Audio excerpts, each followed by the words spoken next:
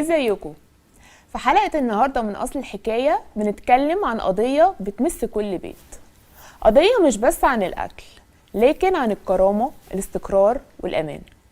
ضيفنا النهاردة بيقود واحدة من أهم مؤسسات المجتمع المدني في مصر، مؤسسة قدرت تتحول من فكرة إلى منظومة بتخدم ملايين الناس وبتعيد تعريف معنى العطاء. بنك الطعام المصري مش مجرد كرتونة رمضان ولا وجبة موسمية، لكنه نظام مستمر طول السنة بيوصل الدعم المستحقيه باحترام وكرامة.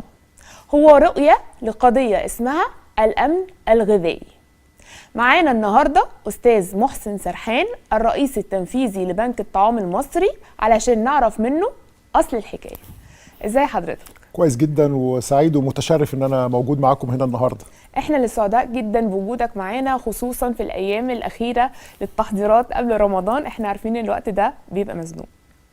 شكرا بالظبط، ليك. طبعا ده بيبقى يعني اكتر وقت.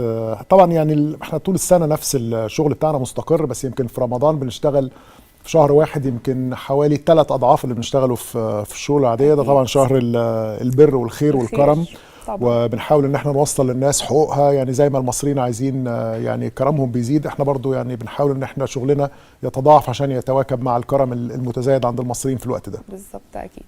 خلينا قبل ما نبدا نطلع نشوف فيديو لبنك الطعام والمصنع ونرجع نكمل معاه الحلقه.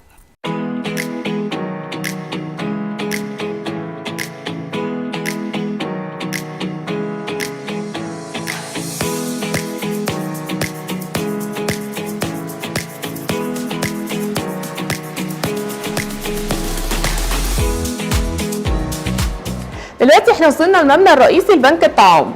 هنتعرف اكتر عن عملية التصنيع والتغليف وكمان انتاج الكراتين اللي بيشترك فيها كثير من المتطوعين. الكراتين بتخرج بطريقة شهرية، وكمان هيطلع كراتين مخصوصة علشان شهر رمضان.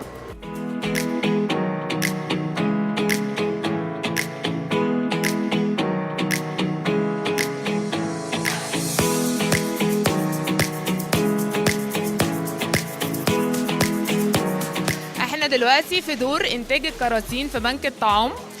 زي ما احنا شايفين متطوعين كتير جدا بيشتغلوا علشان يتم تعبئة الكراتين بتاعة رمضان عشان تتوزع على الناس المستحقين. ومعانا كمان بولادها الصغيرين موجودين النهاردة علشان يساعدوا في تعبئة الكراتين بتاعة رمضان. انت جاية النهاردة بتساعدي في تعبئة الكراتين لرمضان. يعني انا حابه ان هم يبقوا من صغر فاهمين وعارفين يعني ايه خير ويعني ايه تبرع. انت بتيجي هنا بشكل دائم انت والولاد؟ بصراحه والله هو انا ما كنتش اعرف ان في اطفال، بس لقيت حد يعني بيقول ان في بنك الطعام تطوع اطفال وكده، فطبعا يعني فانا كان نفسي اصلا ده من زمان، يعني فرصه جت بس قلت خلاص بقى لازم نستغلها. ازيكم؟ عاملين ايه؟ انتوا ايه النهارده جايين بتساعدوا عشان تملوا الكراتين بتاعت رمضان عشان توزعوها على المحتاجين؟ طب قولوا لي اتبسطتوا؟ ايوه اتبسطنا. طب وايه اتعلمتوا ايه بقى النهارده؟ اتعلمنا ان احنا لازم نساعد الناس اللي محتاجين علشان ربنا يبارك لنا في اللي معانا. ايه ده؟ ايه الشطاره دي؟ برافو. وانتي اتبسطتي؟ وانت عندك كام سنه؟ 20. 4. برافو عليكم، انا مبسوطه بيكوا قوي وفخوره بيكوا جدا، ولازم تفضلوا تعملوا كده على طول. اوكي؟ لازم نساعد الناس، صح؟ متشكره لحضرتك جدا وبرافو عليكم، فخوره بيكوا جدا. وزي ما انتم شايفين ان التطوع والخير ملوش سن، فاي حد يقدر يتطوع يا ريت يجي.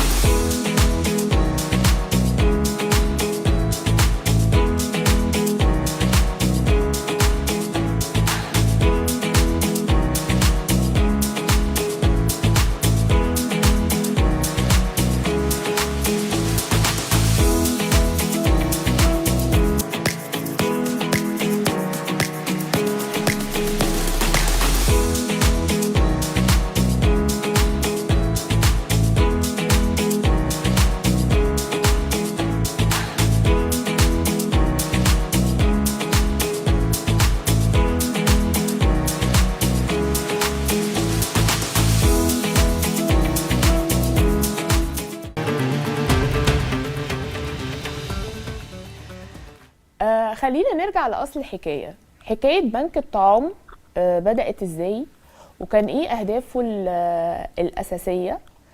عرفنا اكتر. بس الموضوع بدأ بشكل بسيط جدا، ويعني ونموذج واضح جدا ان لما يعني العمل يكون خالص للنية لوجه الله وفي نفس الوقت مؤسسي وباحتراف، يعني ربنا بيبارك وممكن يوصل يعني افاق لا متناهيه. بنك الطعام بدأ بمجموعه من الاصدقاء يعني، وقرروا انهم يعملوا حاجات بسيطه جدا. طبعا كان يعني لازم بشكره دايما دكتور رضا سكر، ولسه معانا لغايه يومنا هذا يعني.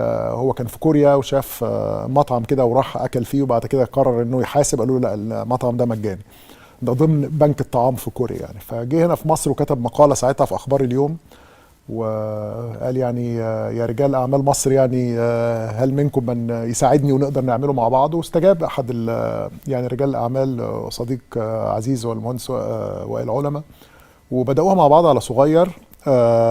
وبعد كده طبعا بعدها على طول دخل والدي وحبيبي استاذ نيازي سلام، هو من كبار رجال الصناعه والبر والخير المصريين يعني، وحطوا ايديهم في ايدين بعض، والكيان يعني انطلق بسرعه لا متناهيه.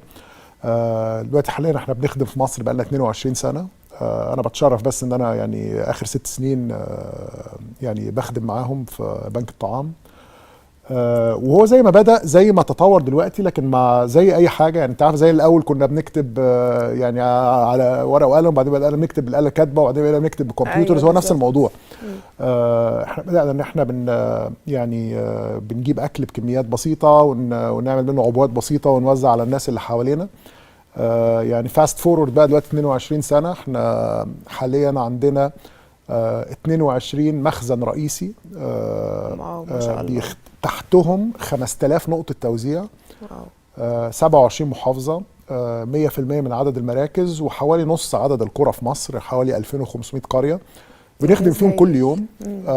عندنا 3 محاور أساسية بنخدم فيها. محور يعني بنسميه محور الحماية، وده بنتولى التغذية المنتظمة لأكثر من 100,000 أسرة مصرية. ودايما عارف بيقولوا لنا في بنك الطعام انتوا بتدوا الناس اكل ممكن تكونوا بتعلموهم الاتكاليه، فانا دايما باكد ان الفئات من بالظبط، ده كان سؤال عايز اساله. بالظبط، وسؤال يعني سؤال منطقي جدا. الفئات اللي احنا بنتشرف ان احنا نخدمها ضمن برنامج الحمايه هي ناس ما ينفعش تشتغل يعني. في حوالي حاجه و40% من السيدات المعيلات لعده اطفال، والسيدات دول بالفعل بيشتغلوا. يعني ممكن تكون بتشتغل شغلانه وبتشتغل 2 وبتشتغل 3 شغلانات، لكن في الاخر اجمالي دخلها من اللي بتدفعه في المواصلات. واحنا عندنا طبعا من ادواتنا البحثيه اللي احنا بنقدر نعرف بالظبط حاله الاسره اللي احنا بنساعدها، فاجمالي دخل السيده من ال3 وظائف اللي بتشتغلها دي ممكن ما يكونش يكفي الغذاء الكافي ليها ولأولادها. وكذلك يعني عندنا حوالي 20% من كبار السن، وحوالي برضو 20% او 30% من المعاقين. وبعد كده في جزء من الطلبه الوافدين من جنوب شرق اسيا وافريقيا اللي جايين يدرسوا في الازهر هنا، وزاد عليهم دلوقتي طبعا الضيوف اللي حلوا علينا في مصر من فلسطين او من السودان. والناس دي بدل حطت رجل واحده بس مش الرجلتين في مصر، بقى خلاص بقوا امانه في رقبتنا برضو زي اي حد على ارض مصر. الفئات دي من الناس ما ينفعش تشتغل. وزي ما قلت لك حتى السيدات المعيلات اللي بيشتغلوا بالفعل دخلهم لا يكفي لتوفير الحد الادنى من الامن الغذائي. طب بنحسبها ازاي؟ عندنا برضو ادواتنا. انا عايزه قبل ما نخش في التفاصيل دي، عايزه انتوا دلوقتي قضيتكم الاساسيه هي الامن الغذائي. بالظبط. اشرح لنا اكتر عن مفهوم الامن الغذائي من غير ما يعني اوجع دماغ المشاهدين بحاجات اكاديميه زياده عن اللزوم، بس ببساطه شديده احنا بنبص على قضيه الامن الغذائي ان احنا بنوفر للناس اكل اولا عايزين ياكلوه، وثانيا مفيد بالنسبه لهم، وبنحاول ان احنا يعني نثقفهم اكتر ازاي يستهلكوا الاكل المفيد بالنسبه لهم. بنوصل الاكل لمكان قريب ليهم، وبنتاكد ان الاكل يبقى بشكل هم قادرين على استهلاكه ماديا. طبعا بندي كل حاجه ببلاش، بس في الاخر هم ال4 حاجات اللي انا قلتهم دول هو ده التعريف الدولي والاممي لقضيه الامن الغذائي. يعني احنا بنقول دايما الاكسسبيليتي والافوردبيلتي، يعني الحقيقه الاكل يبقى جنب الناس، والاكل يبقى افوردبل انهم يقدروا يشتروه، والبريفرنس ان اكل يبقوا عايزين ياكلوه، واليوتيلايزيشن اللي هو الناس تبقى ازاي قادره على استهلاك الاكل المناسب ليها. يعني انتوا بتعملوا توعيه كمان للناس؟ طبعا. يعني خدي بالك قضيه الامن الغذائي طبعا قضيه بتمس الفقراء والاغنياء. يعني في الاخر في ناس ممكن يكون دخلهم يكفي ان هم يجيبوا الاكل اللي هم المفروض يجيبوه، بس ما بيجيبوش الاكل المفيد ليهم، فبيعانوا من امراض ليها دعوه بسوء التغذيه. وعلى صعيد اخر يعني بنلاقي ممكن ناس مستوياتهم من الدخل محدوده للغايه، لكن عندهم حاله من زياده الوزن كبيره جدا. فممكن نبص يعني بتبسيط شديد للموضوع ونقول طب ما هو الناس اهو يعني وزنها زايد فمعناها انها بتاكل، لا هي وزنها زايد عشان مش قادره انها تشتري الاكل اللي مفيد ليهم اللي مش هيخلي وزنهم يزيد. بس دي ثقافه ولا دي عدم قدره؟ عدم قدره. لان في الاخر اكتر حاجه افوردبل في مصر او في اي حته في العالم هي النشويات والزيوت. اسهل حاجه يعني الزيوت طبعا غاليه، بس في الاخر ازازه زيت ممكن تقضي اسره يعني شهر كامل. ايوه بالظبط. والنشويات هي في الاخر ارخص حاجه. لكن قدره الناس على الوصول الى مصادر بروتين، سواء بروتين حيواني او حتى بروتين نباتي يعني سواء العدس مثلا او خلافه يعني، مع طبعا التضخم اللي حصل في اسعار الغذاء في السنوات الماضيه، الموضوع بقى فيه تحديات كبيره جدا لمتوسط الاسره المصريه محدوده الدخل انها تنفق على اللحوم او الفراخ بالظبط او كده او البيض مع حتى. التضخم الموضوع بقى صعب قوي بالسهوله اللي كانت بتنفق فيها على هذه الاصناف زمان. وهنا بيجي دور كيانات زي بنك الطعام. يعني طبعا الدوله هي المنوط بيها توفير شبكه الامن الغذائي، واحنا موفرين طبعا في مصر حكوميا شبكه عريضه جدا. يعني التموين بيغطي يعني 70% تقريبا من المصريين، فهم ليهم حد ادنى من السلع التموينيه. وطبعا برنامج زي دعم الخبز ده برنامج عظيم عظيم عظيم فعلا يعني، لان برنامج دعم الخبز ده على الاقل بيقفل فجوه كبيره جدا من السعرات. الناس ممكن تتعب جدا لو مش موجود. بالظبط، الاساس العيش. بالظبط. ولو برامج برضو زي التكافل وكرامه فالدوله عامله، بس طبعا الدوله مسؤوله عن المصريين كلهم. ففي الاخر احنا دورنا ان احنا بنكمل ورا الدوله ونشوف مين الناس اللي احنا نقدر ان احنا نقفل بقى الفجوه اللي هي ما بين اللي بياخدوه من الدوله وما بين احتياجاتهم، وبنحاول ان احنا يبقى لينا دور في المكان ده على حسب طبعا ما مواردنا بتسمح. طيب سؤال توزيع الموارد ده، انت قلت لي دلوقتي ان انتوا عندكم كذا محور، عندكم 3 محاور و3 محاور بتخدموا فيها فئات معينه. المصادر بقى مين عنده الاولويه ان بتوزع عليه المصادر من البرامج اللي انت حكيتها لي دي كلها؟ بص احنا حاليا دلوقتي احنا شغالين على برنامج الدعم الغذائي الشهري، او اللي انا بقول ان احنا بنوصل للناس الاكل بشكل مباشر، سواء طبعا عن الكرتونه. بس طبعا انت متهيألي جيتي عندنا بنك الطعام وعارفه ان الكرتونه طبعاً خلاص بتموت يعني بتموت. احنا دلوقتي حاليا الكرتونه لا تتعدى 30% من توزيعاتنا، واظن من بعد سنه من دلوقتي هتبقى باقصى حاجه 5% من توزيعاتنا. لكن دلوقتي احنا استبدلنا الكرتونه بنموذج فري مارت، وممكن طبعا نتكلم عليه هنتكلم عليه قدام. بس ده النموذج بتاع الدعم الغذائي المباشر على الاقل بيستهلك 75% من موارد بنك الطعام. طب ليه؟ لان هو ده في الاخر برنامج مش عايز اقول حياه او موت، بس برنامج في غايه الحساسيه، ان انا ما اقدرش انسحب ولا اقدر حتى اخفف، لان خلاص انت عندك الفئات اللي احنا ذكرناها بتوصل بالزبط لها الكرتونه او احتياجاتها الشهريه كل شهر، لان الناس دي ما عندهاش اختيارات تانية. أيوة. يعني الناس دي بالفعل ملحقه في برامج الدعم النقدي او الغذائي الحكومي، وفي الاخر احتياجاتهم في فجوه ما بين اللي بياخدوه وما بين احتياجاتهم، فلازم نخش احنا نقفل الفجوه دي. لو احنا شلنا ايدينا ما فيش حد تاني يقفل الفجوه دي. فالموضوع بالنسبه لنا مش اختيار ان احنا ننسحب او نقلل في البرامج دي. تاني برنامج طبعا شغالين عليه، او تاني محور كبير طبعا الحته انا اسف بتاعت الحمايه دي بيخش فيها برضو كل انشطه الاغاثه. يعني احنا الحمد لله ان ربنا يعني كرمنا وشرفنا ان احنا كان لنا دور كبير في قضيه غزه. طبعا يعني ده دور هايل، كنت برضو لسه هسالك عليه. طلعت متهيألي من 3 ايام تقريبا، وصلنا كده لاكثر من 800 شاحنه من اول الازمه. 800 شاحنه ده اكبر من الرقم الاخير كمان اللي الحمد لله. يعني وصلنا لحوالي 800 شاحنه. والاغاثات لسه شغاله طبعا. ما هو انا في الاخر طبعا المصريين لما احنا قلنا يعني ساعدونا عشان يعني ننقذ الناس في غزه في الاول الازمه طبعا اكتوبر 23، فالمصريين يعني عطائهم كان شديد جدا، الناس تبرعت يعني بالكل اللي تقدر عليه. طب انا عايزه اقف عند الحته دي، عشان الحته دي بصراحه بالنسبه لي كانت مهمه قوي. انتوا في يومين قدرتوا توفروا 41 ناقله لغزه. مظبوط. ايه بقى البروسيس اللوجستيه اللي انتوا عملتوها عشان تقدروا في يومين بس 48 ساعه تقدروا توفروا 41 شاحنه تبقى واقفه على باب معبر رفح؟ بس هو توفيق من ربنا. يعني انا فاكر يومها انا كنت مسافر بره مصر والحرب قامت، وانا راجع كلمت زمايلي قلت لهم كان لسه الحرب قامت بعدها بيوم او يومين، قلت لهم جهزوا نفسكم لان ممكن الدوله تطلب مننا ان احنا نساعد. ما كانش لسه حاجه يعني باين ان احنا الناس اصلا هتحتاج او احنا يعني. بس انا طبعا لان دي مش اول مره تحصل مشاكل هناك، والمشاكل اللي فاتت برضو كل مشكله بيبقى مصر ليها دور كبير يعني في الاغاثه هناك. أيوة فقلت لهم جهزوا نفسكم ابداوا جهزوا يعني المخزون عندكم ان ممكن الدوله تطلب مننا. ما فيش متهيألي بعدها اليوم اللي بعده على طول او حاجه يعني سياده الرئيس طلب من التحالف الوطني او الجامعات المصريه الوطنيه يعني انها تطلع قافله هناك، والحمد لله يعني اول قافله طلعت كان لينا دور كبير فيها. يعني انا اتذكر يعني بنك الطعام كان نص اول قافله تقريبا، وفضلنا هناك على المعبر اكتر من يعني تالي 20 يوم تقريبا واقفين لغايه ما قدرنا ندخل باول قافله، نظرا لان كان احنا يعني لو كنت ساعتها على المعبر بنفسي كنت شايف يعني بعد المعبر على طول الصواريخ عمال بتقع قدامنا. أيوة. يعني دايما يقول لك ليه مصر ما بتفتحش المعبر؟ ما هو مصر لو فتحت المعبر هنخش نموت. بالظبط. في الاخر لازم الجانب اللي هناك المحتل يوقف ضرب عشان نقدر نخش. وده بالزبط. طبعا يعني توصيل الاغاثه في اوقات الحروب يعني في كل المواثيق والمعاهدات الدوليه ان ده حق اساسي طبعا. بس تقولي ايه بقى يعني لا بس طبعا انتوا عملتوا مجهود جبار بالامانه في موضوع الاغاثات لغزه، وده لسه مجهود مستمر لحد دلوقتي. حتى في وقت الكورونا برضو انتوا كنتوا من اكتر الناس اللي بادرتوا وكنتوا بتساعدوا الناس وبتوصلوا لهم برضو كراتين ووجبات، وعشان الناس اللي مش قادرة توفر قوتها اليومي زي ما بنقول ما تنزلش فالعدوى تنتشر. بس هو انا دايما بقول لزمايلي في بنك الطعام هم غاويين نكد. يعني هو في الاخر كل ما بتحصل اي ازمه الناس بتزدهر، عارفه بيحس ان وقتنا جه. ايوه. فانا فاكر الكورونا طبعا كانت ايام صعبه جدا. يعني كان في الاخر كل مصر كانت في حظر تجوال والناس قاعده في البيت، فكنا احنا والاسعاف اللي شغالين.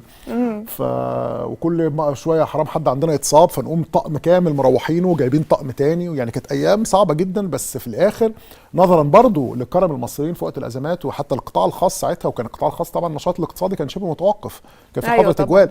كميه التبرعات اللي جات لنا من الشركات ومن القطاع الخاص حاجه غير مسبوقه يعني. وقدرنا الحمد لله كنا شغالين ساعتها بمعدل يمكن عمرنا ما اشتغلنا فيه في حياتنا. يعني كنا بنطلع 50,000 طرد غذائي يوميا. واو. لغايه ما وصلنا متهيألي عدينا يعني وصلنا للمستهدف بتاعنا 1.5 مليون طرد غذائي في ولا حاجه. لان احنا ساعتها كنا شايفين مشكله كبيره فئه العماله اليوميه. انت عندك ناس كانت تشتغل واحد بقى ان شاء الله حتى حد بيركن عربيات قوتها بطريقه يوميه. ده واحده سيده وقفت بيع سندوتشات قدام مدرسه او حاجه. فالناس دي طبعا الناس دي ما عندهاش اي نوع من انواع الادخار. يعني في الاخر الناس دي عايشه اليوم بيومه بالظبط. ففي الاخر لما النشاط الاقتصادي يقف حظر تجوال الناس دي طب هتتصرف ازاي؟ فشوفنا ده دورنا. ففضلنا قاعدين بقى في المصنع ساعتها لغايه ما الحمد لله ربنا كرمنا وقدرنا يبقى لينا دور. وده عهدي بزمايلي في بنك الطعام، وده عهدي ببنك الطعام حتى قبل ما اروحه. هي مؤسسه قوميه جميله ومن اجمل الحاجات في مصر الصراحه. طبعا طبعا بصراحه مؤسسه عريقه جدا. وانا نفسي بيجي لي الهام من الناس اللي شغاله معايا. انا بقى لهم هم مش عايزين يروحوا وعايزين يخدموا. انا نفسي يعني بقولها ان انا برضو انا عارفه ان الشغل يعني هو حياتك. يعني انا لما قعدت وقابلتك واتكلمنا الشغل هو حياتك، وبصراحه ربنا يكرمك على كم المجهود اللي انت بتعمله. خلينا نرجع للجزء الاساسي. انتوا ازاي بتحددوا المستحقين للدعم؟ هو طبعا احنا بنبدا بالفئات اللي هي بيندرج تحتها كل برنامج. احنا اول زي ما قلت لك اول محور الحمايه، وده مساعده غذائيه مباشره. تاني محور الوقايه، وده بيهتم بالام والطفل. فعندنا برنامج التغذيه المدرسيه وتغذيه الحضانات الاهليه اللي تابعه لوزاره التضامن. بس ازاي بتقدروا تحددوا ان الشخص ده فعلا يستحق وليه اولويه عن شخص تاني؟ سؤال صعب جدا يعني هجاوبك عليه بصراحه مطلقه. احنا في الاخر بنبدا بالفئه. فخلاص احنا دلوقتي عارفين ان برنامج المساعده الغذائيه المباشره ده البرنامج ده بيندرج تحته الام المعيله، المعاقين، كبار السن. فاحنا ده عارفينه. فبنبدا ان احنا بنروح في المجتمع وبنطلب من القاده الطبيعيين في المجتمع. يعني القاده الطبيعيين ناس مدرسين العمده، ناس مثلا في مكتب التضامن هناك. يعني القاده الطبيعيين في المجتمع نقول لهم هو مين الناس اللي انتم حاسين ان في مجتمعات. انتوا عندكم شراكات كمان كتيره جدا مع جمعيات في كل المحافظات، في كل حته تقريبا 500 5000 فرشحوا لنا الناس. فاحنا عارفين مثلا ان احنا عندنا موارد تكفي ان احنا نساعد 100 شخص. فبنقول لهم هاتوا لنا على قد ما تقدروا. فمثلا يجيبوا 200 شخص. وكلمة يجيبوا دي يعني بيروحوا بيت ويعملوا بحث احنا مطورينه ومدربينهم عليه كويس. والبحث ده فيه أسئلة، وكل سؤال ليه سكور وفي الاخر وكل سؤال ليه وزن نسبي برضه. فبتتحول الاسره عندنا الى رقم، فبنقدر ان احنا نعمل سورتنج او نعمل ترتيب ونقدر نعرف ترتيب بشده الاحتياج. بشده الاحتياج الغذائي كمان، لان احنا قضيتنا طبعا قضيه الفقر وقضيه الجوع القضيتين مرتبطين ببعض جدا طبعا. بس معايير النجاح والفشل ومعايير القياس مختلفه شويه.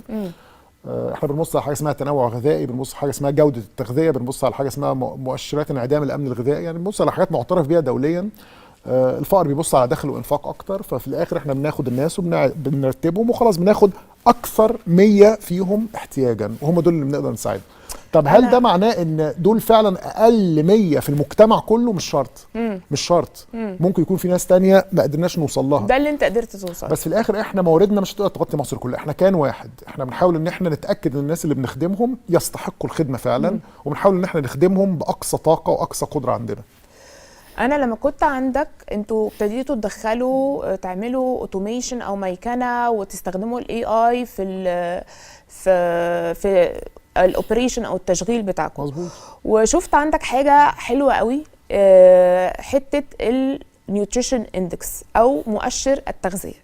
يعني انتوا مش بس بيفرق معاكم ان انتوا توزعوا وجبات او كراتين او مجرد منتجات، لا انتوا بيفرق معاكم كمان ان كل واحد يوصل له قيمه غذائيه معينه بالاوبتمايزيشن او باحسن تكلفه تقدروا تتحملوها لكل فئه مستحقه طبعًا. اكتر من الفئه الثانيه. طبعا ما هو احنا لو دورنا في بنك الطعام ان احنا مجرد نوصل للناس غذاء مهما كان نوعه، يبقى احنا سوبر ماركت، واحنا مش سوبر ماركت، احنا في الاخر مؤسسه امن غذائي متخصصه.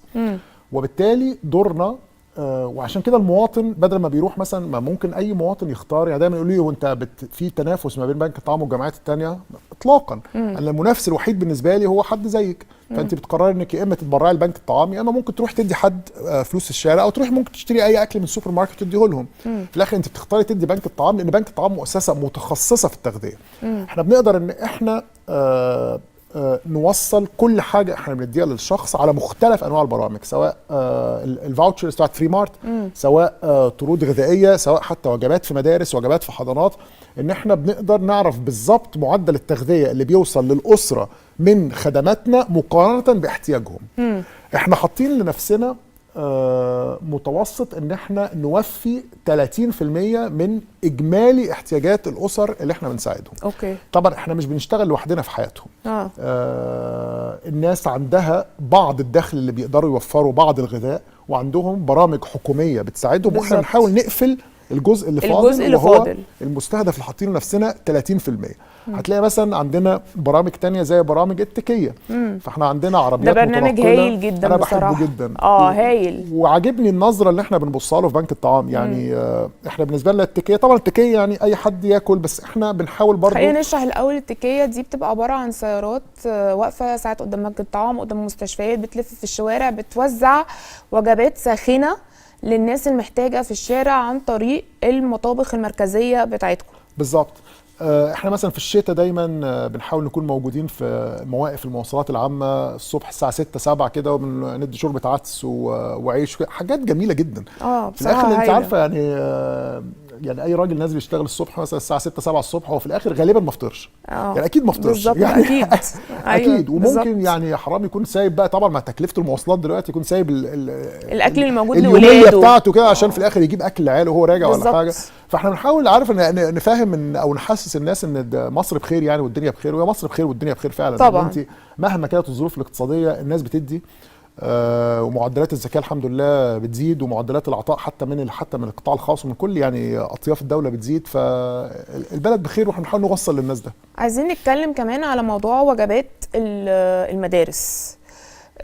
انتوا عندكم هدف القضاء على التقزم، صح، او حتى تقليل نسبه التقزم، فبالتالي عندكم برنامج المدارس والحضانات المحليه بتوزعوا وجبات متكامله فيها العناصر الغذائيه الاساسيه للاطفال، وبتبتدوا كمان من الامهات. صح، من اول الامهات عشان ما الام ما تتاثرش او الجنين ما يتاثرش جوه بطن مامته من وهو لسه في بطن مامته.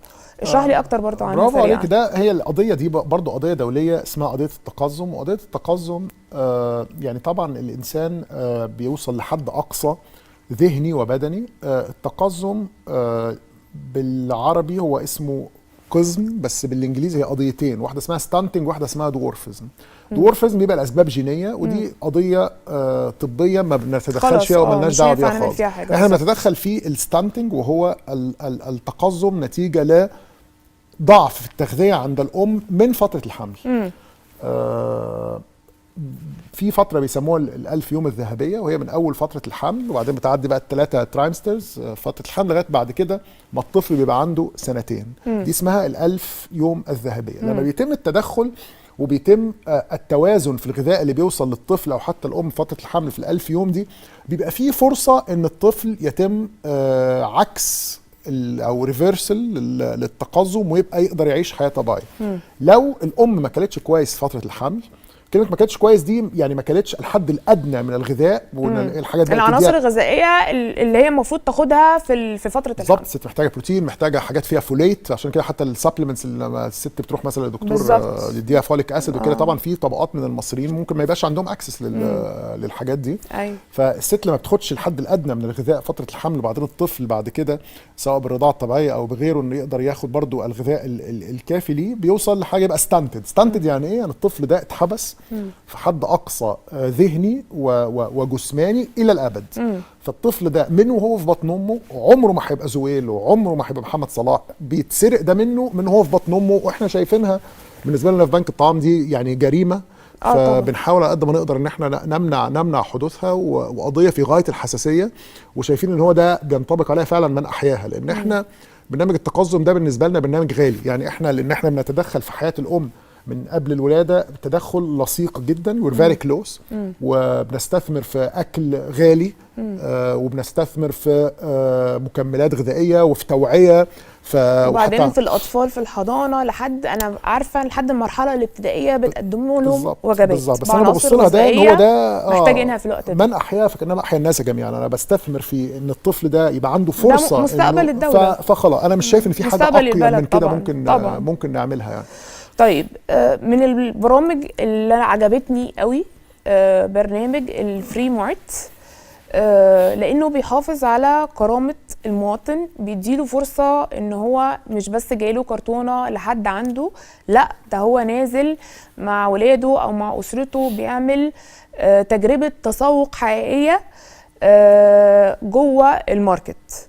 خلينا نطلع نتفرج على التقرير اللي احنا عملناه ونتعرف اكتر على فكرة فري ماركت.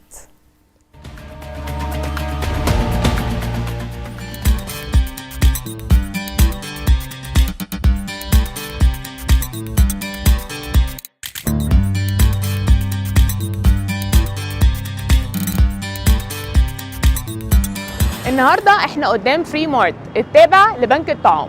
جايين النهارده نتعرف اكتر عن البرنامج والخدمات اللي بيقدمها للمستحقين. هنشوف اكتر جوه المنتجات ونظام التشغيل اللي بيحصل للمستحقين. تعالوا بينا نخش ونتعرف اكتر ايه اللي بيحصل جوه. اي حد من المستحقين بيخش ياخد السله بتاعته بعدد النقاط المستحقه ليه على حسب عدد افراد الاسره، ويبتدي ياخد اللي هو عايزه على حسب النقاط. فهنلاقي هنا ان مثلا الاسره اللي فيها فرد واحد ليها 5 بيضات يقدر يحطهم هنا، ليه مثلا علبه لبن يقدر يحطها، يقدر يحط اللي هو محتاجه كلها حاجات من شركات مصريه، تبرعات للمستحقين عشان يقدروا يتسوقوا ويبقى فيه تجربة التسوق بمنتهى الكرامة، ما تبقاش بس حاجات رايحة لهم لحد البيت. فهنا بيخش بالنقاط بتاعته يحط كل اللي هو محتاجه في الشهر لعيلته، وكأنه بيشتري هو وعيلته جوه سوبر ماركت بعدد النقاط بتاعته. فطبعا تجربة هايلة فيها كرامة لكل المستحقين. وتعالوا نتعرف اكتر عن النظام والبرنامج بتاع فري مارت تابع لبنك الطعام.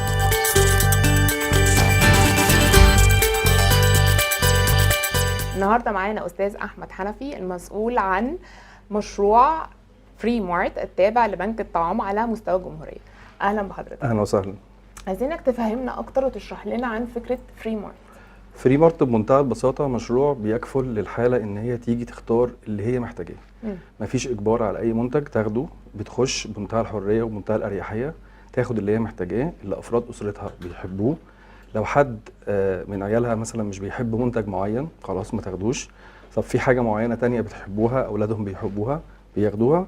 وده بنلاحظ منتهى السعاده على الحاله وهي داخله بتعمل شوبينج. بيبقوا مبسوطين جدا جدا، بيبقوا مبسوطين جدا ان هي ده في بعض الحالات مش تبقى مصدقه.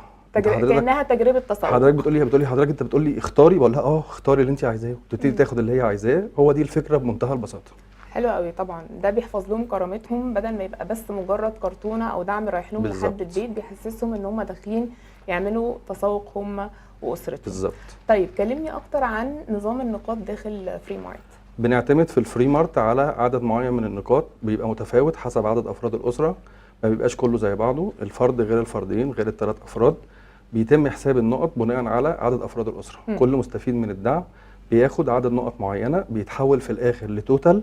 الحاله لما بتجي لي هنا بتخش تاخد التوتال بتاعها، مفيش ولا نقطه بتفضل ليها، بنديها كل المنتجات لحد ما النقط بتاعتها بتخلص.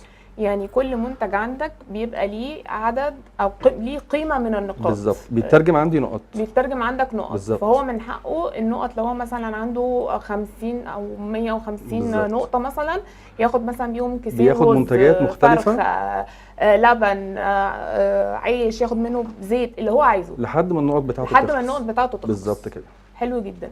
طيب مين هم انواع المستحقين اللي بيجوا لك فري مارت؟ عندنا في بنك الطعام 5 مشاريع اساسيه بندعمها، اللي هي المراه المعيله، العجز والاعاقه، الطلبه الوافدين، كبار السن واللاجئين. دي المشاريع ال5 الاساسيه اللي بتتعامل معانا هنا في فري مارت كل شهر. اللي هم لاجئين داخل مصر، لاجئين من جنسيات مختلفه، سوري، سوداني، فلسطيني، كل ده بيبقى معانا عندنا هنا. كلهم بيجوا لك على شهريا. مظبوط. والطلبه الغير مصريين، الطلبه الوافدين اللي هم الغير مصريين المقيمين في مصر وبيدرسوا في مصر. اوكي. والمراه المعيله اللي هي المطلقه، الارمله، المهجوره اللي زوجها مسجون. العجز والاعاقه بيبقى رجل رب اسره عنده عجز او اعاقه او عنده مرض يعوق عن العمل. كبار السن اللي بيهم يتخطوا 60 سنه. طيب والناس عشان تقدم في المبادره دي تقديم سهل؟ تمام. طبعا اي حد عنده شروط من الشروط اللي انا قلتها لحضرتك دلوقتي دي بيجي عندنا هنا وبيقول لنا انا عايز اسجل البيانات، وبنبتدي ناخد منه الاوراق المطلوبه، بنسجل بياناته وبنعمل له بحث دقيق عشان نشوف مدى استحقاقه.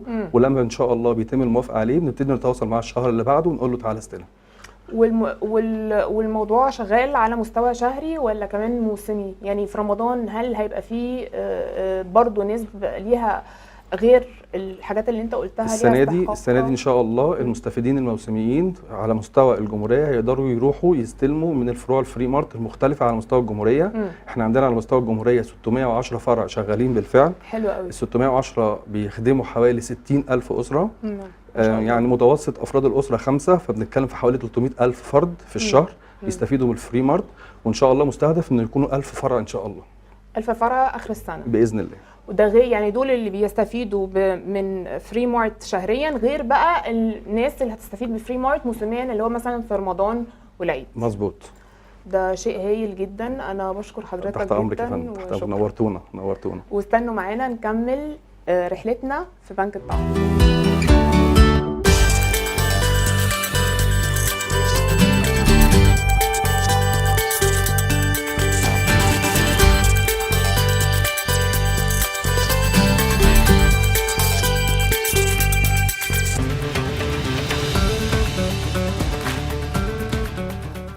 ورجعنا لكم تاني.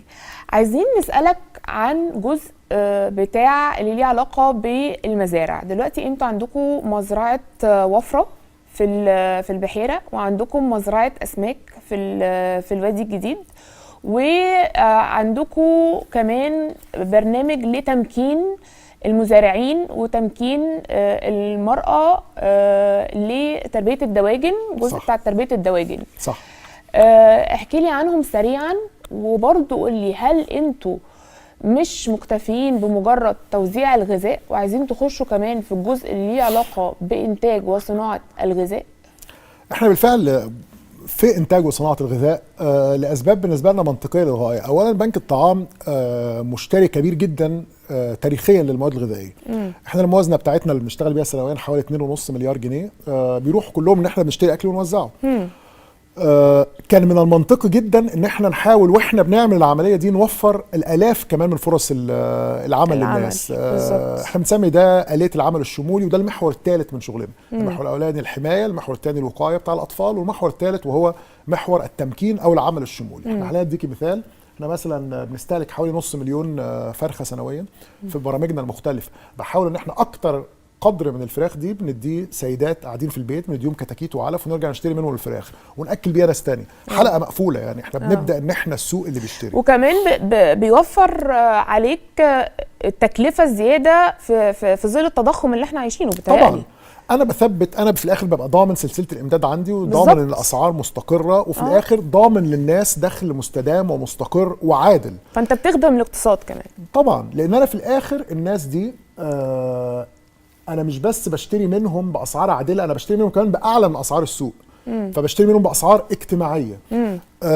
خدي بالك احنا دايما بنسمع عن المشاريع الصغيره للفقراء وبنديهم مثلا حاجات للانتاجيه وكده. في الاخر انا لو ما بداتش ان انا بالمشتري الاول، بنسبه كبيره المشاريع دي مستحيل تنجح. لان الناس ما انت هتعلمي حد صنعه معينه او كده، بس في الاخر مش كل الناس ربنا خلقها انهم يبقوا رواد اعمال. ايوه طبعا، في ناس ما عندهاش هذه القدره الذهنيه بالزبط. انها تقدر تكمل، او حتى قدره انها يبقى عندها جلد لو حصلت لها مشكله في حياتها ما تبيعش المشروع كده. فعشان كده احنا بنبدا بالسوق الاول. في الوادي الجديد طبعا يعني خليني في البرنامج ده بارك للواء الزملوط على دلوقتي هو انتقل من الوادي الجديد الى محافظ مطروح في الحركه الاخيره. رجل طبعا رجل دولة ورجل خير من أنقى الطراز يعني. فاحنا فتحنا هناك العديد من مزارع الأسماك كوقف خيري مستدام، يعني ده نموذج جميل للصدقة الجارية. نعمل هناك مزرعة سمكية، السمك اللي بيطلع منها بنبيعه في السوق المحلي بأسعار اجتماعية أقل من أسعار الأسواق. بتيجي في الاخر فلوس من هذه المزرعه بكفل بيها عدد من الاسر الغير قادره على العمل. برضو حلقه تانية مقفوله. ده اللي احنا بنحاول نعمله طبعا في بنك الطعام في كل حاجه. انتوا كده مش بتخدموا بس الامن الغذائي، انتوا كمان بتخدموا اكشلي الاقتصاد المحلي. مزرعه سمكيه ناس بتشتغل فيها، طبعا بتاكل عيش، بيطلع سمك بنبيعه، في تجار بياكلوا عيش، بتيجي فلوس بنساعد ناس تانية مش قادره تشتغل. فمقفوله من الخير. سايكل هايله جدا بصراحه. طيب قول لي الشهر، احنا خلاص ايام بسيطه عن الشهر الكريم. كل سنه وانتم طيبين. وانت طيب. هتعملوا ايه للناس في رمضان بقى السنه دي؟ بص احنا هنعمل في رمضان اللي المصريين عايزين يعملوه. المصريين عطائهم يعني بيبقى موجه بشكل كبير جدا الى موائد الرحمن. عندنا يعني العشرات من الموائد في كل محافظات مصر. وبرضو يعني لازم تعرفي والمشاهدين يعني ان احنا في بنك الطعام يعني اللي ماسك موضوع التغذيه عندنا ده شيف فنادق تقيل فعلا. فيعني اذا عديتي بياكلوا اكل حلو يعني. اذا عديتي جنب مائده من موائدنا في اي حته في مصر يعني هتاكلي اكل حلو قوي قوي. حلو قوي. طيب انا دايما بقول لزمايلي يعني الاكل اللي طعمه حلو والاكل اللي طعمه وحش غالبا بنفس التكلفه. بس الانسان يبقى عايز يخدم الفقراء بالشكل اللي هو بيبقى عايز ياكل بيه في بيته، ده اللي احنا بنحاول نعمله.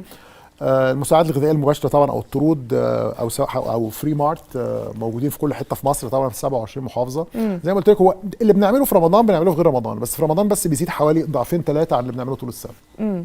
حلو قوي. طيب عايزه اخد رايك، ايه اللي هيحصل لو صحينا في يوم ما لقيناش بنك الطعام؟ ولا حاجه، الناس هتتعب شويه وبعدين ربنا ساعتها لو صحينا ما لقيناش بنك الطعام يبقى ربنا حاسس ان احنا ممكن حد تاني يقدر يخدم الفقراء بشكل احسن مننا، وده هيبقى شيء كويس. يعني دي اجابه مثاليه قوي. لا بتكلم جد والله. يعني دايما بيقولوا لي هو ليه بنك الطعام ما بيعملش مشاريع استثماريه عشان يضمن الاستدامه ليه؟ عارفه الكلام الكبير ده.